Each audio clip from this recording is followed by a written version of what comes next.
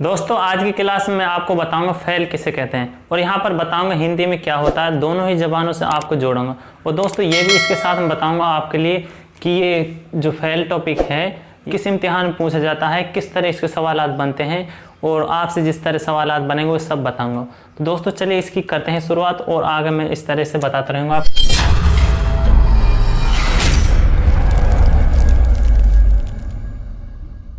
Fail का हिंदी मायने होता है क्रिया और इंग्लिश वर्ड है इसका वर्ब। तो दोस्तों अब यहाँ समझ लीजिए, अब बात करेंगे हम इससे आगे तारीफ़ की। अगर आप 10वीं और 12वीं के स्टूडेंट हैं तो आपसे इसकी पूछी जाती है तारीफ़, यानी 10वीं में जो इसके लगातार जो सवालात बने हैं और बनते आए हैं उसमें पूछी गई इसकी तारीफ़। और फिर क्या पूछता है इससे आगे, इसकी मिसाल दे दीजिए। तारीफ़ के साथ इसकी मिसाल पूछ लेता है, 1 या 2 मिसाल पूछेगा। अब बात करता हूँ मैं कंपटीशन क्या होता है। कंपटीशन में दोस्तों या कि ये होता है कि जो फ़ेल है इसकी तारीफ़ दे देता है और पूछ लेता है इनमें से फ़ेल फ़ाल मफ़ूल क्या है। तो आपसे इस तरह पूछेगा, या दे देगा ऊपर फ़ाल तो फ़ेल दे देगा, फ़ाल दे देगा, मफ़ूल दे देगा। तो इस तरह आपके लिए ऑप्शन देगा, शुरुआत में इन चीज़ों को दे देगा। तो इस तरह से हम सवालात बनेंगे, उन्हें मैं आप बताऊँगा और आपके लिए इस तरह बताऊँगा जिस तरह यहाँ पर ज़्यादातर सवालात बने। तो चलिए इसकी करते हैं शुरुआत। दोस्तों जैसे कि आप जानते हैं फ़ेल की अगर मैं तारीफ़ की बात करूँ तो तारीफ़ कहते हैं परिभाषा को। हिंदी में तारीफ़ का मायने होता है परिभाषा। अच्छा, वो कलमा जिससे किसी काम का करना या होना पाया जाए उसे कहते हैं फ़ेल। अच्छा यहाँ समझिए, कलमा का मायने होता है हिंदी में शब्द। क्या होता है? शब्द। वो शब्द वो होता है जिसका कोई मायने होता है, शब्द होता है जिसका कोई मायने होता है। अच्छा वो उसी तरह कलमा है उर्दू में। तो दोस्तों अब समझिए, वो शब्द जिससे किसी काम का करना या होना पाया जाए उसे कहते हैं क्रिया है। अच्छा अब इसकी एक और पहचान समझ लीजिए। फ़ेल की पहचान इसकी से होती है। किससे होती है? ना से होती है। समझिए, जिस शब्द के आखिरी में ना लगा होता है उससे कहते हैं, यानी वो ये बताता है कि हमें क्रिया यहाँ पर काम हो रहा है या क्रिया है। जैसे आप समझिए यहाँ पर ये है खाना और ये है खेलना और पढ़ना। क्या है? पढ़ना और लिखना। ये है इसके आखिरी में। अब देखिए यहाँ पर भी ना लग रहा और यहाँ पर भी ना लग रहा और यहाँ पर भी ना लग रहा और इसके आखिरी में भी क्या लग रहा? ना लग रहा। तो दोस्तों ऐसा शब्द हैं जिनके आखिरी में ना लग रहा वो किस में जाएगा? फ़ेल में जाएंगे, यानी क्रिया में जाएंगे। अब इसके अलावा और मैं आपको बताऊं कहाँ पर ना लग कर भी आपसे पूछ लेता है कि इसमें फ़ेल क्या है। तो फ़ेल क्या हमें पहचान करनी। जैसे अब यहाँ समझिए, ये क्या है? राशिद पढ़ रहा है। क्या रहा है? पढ़ रहा है। समझिए। और ये है सलमान गाना गा रहा है। अच्छा अब यहाँ समझिए, रहा है तो ये यहाँ पर क्या है? कोई काम हो रहा है या क्रिया हो रही है? फ़ेल है। तो यही है फ़ेल। और पूछ ले फाल हो जाएगा अपने लिए। क्या? फाल हो जाएगा सलमान और फाल यहाँ पर क्या है? राशिद है। और इसी को ही हम कहते हैं उर्दू में या हिंदी में कर्ता कहते हैं। जो कर्ता होता है उसको उर्दू में कहते हैं फाल। ये मैं इससे आगे अब बताऊंगा आपके लिए। तो यहाँ पर तो मैंने बताया इसके बारे में, क्रिया किससे कहते हैं और इसको हिंदी में मायने क्या होता है, उर्दू में मायने क्या होता है। तो चलिए अब बात करते हैं हम आगे इससे फाल की।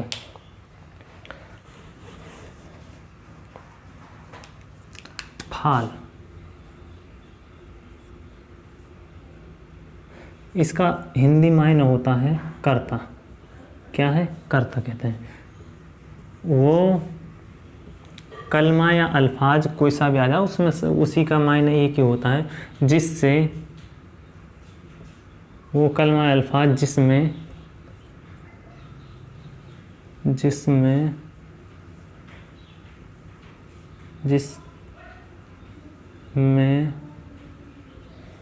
काम करने वाला जाहिर हो। क्या हो? काम करने वाला जाहिर हो उसको फाल कहते हैं।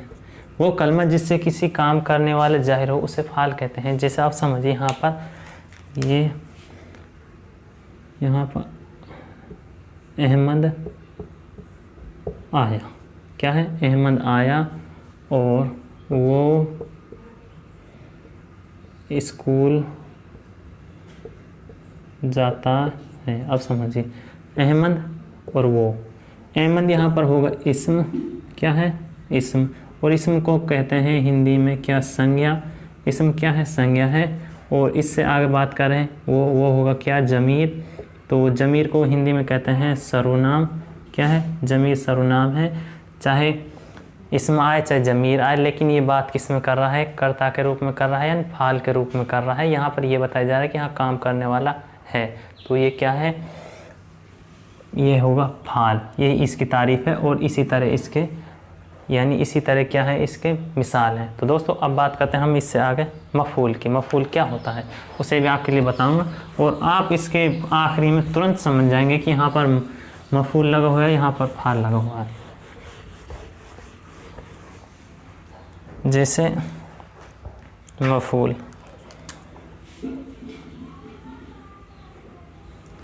मफ़ूल होता है उर्दू में, हिंदी में इसको कर्म कहते हैं। वो कलमा जिसमें फाल और फैल हो, फैल का असर, फैल का असर दूसरे पर पड़े, उसको मफ़ूल कहते हैं। क्या कहते हैं, उसको मफ़ूल कहते हैं। जैसे समझिए, अब इसकी मिसाल देख लीजिए। मैंने आपके लिए कुछ देर पहले बताया कि आपको मिसाल ये है, जैसे सलमान गाना गा रहा है, और यहाँ पर है राशिद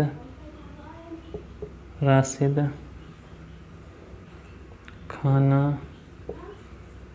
खा रहा है, रुकैया काफ़ी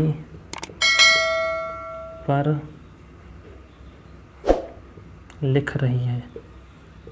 अच्छा, अब देखेंगे यहाँ पर फैल और मफ़ूल तीनों ही अल्फाजों को यहाँ इसी एक मिसाल से आपके लिए निकालूँ। देखो, ये है सलमान, इसे कहते हैं हम फाल यानी कर्ता कहते हैं, इसी को कहते हैं कर्ता। अच्छा, अब बात करते हैं हम गाना, ये क्या है, कर्म यानी ये होगा मफ़ूल, और ये कर रहा है, ये क्या है, फैल यानी क्रिया कर रहा है यहाँ पर, और फैल को ही कहते हैं हिंदी में क्रिया। अच्छा, ये कहाँ पर, ये भी हो रहा है यहाँ पर क्या, रहा है, रही है, तो ये सब क्या है, ये हो जाएगी फैल और ये है फैल। अच्छा, यहाँ पर ये है फाल और ये यहाँ पर क्या है, फाल। कहने का मतलब ये है कर्ता और ये भी क्या है, कर्ता है। तो दोस्तों यहाँ पर समझ गए।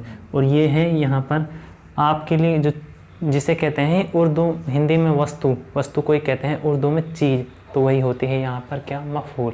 तो दोस्तों यही है मफ़ूल की बात, और ये आपके लिए मैंने किससे बताया कि मिसाल के तौर पर देकर आपके लिए यहाँ पर ये बताया है।